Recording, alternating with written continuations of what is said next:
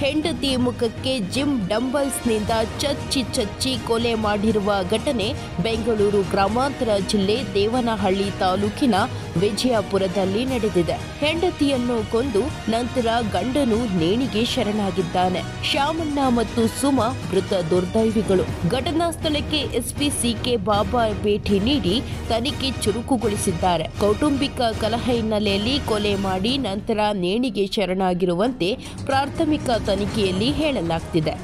ಇನ್ನು ತಂದೆ ತಾಯಿಯನ್ನು ಕಳೆದುಕೊಂಡ ಇಬ್ಬರು ಮಕ್ಕಳು ಅನಾಥರಾಗಿರುವುದು ಕುಟುಂಬದವರು ಮೌನದ ವಾತಾವರಣಕ್ಕೆ ಜಾರಿದ್ದಾರೆ. ಪ್ರಕರಣವನ್ನ ದಾಖಲಿಸಿಕೊಂಡಿರುವ ವಿಜಯಪುರ ಪೊಲೀಸರು ತನಿಖೆ ನಡೆಸುತ್ತಿದ್ದು ಈ ಘಟನೆಗೆ ನಿಖರ ಕಾರಣ ತಿಳಿಯಬೇಕಿದೆ.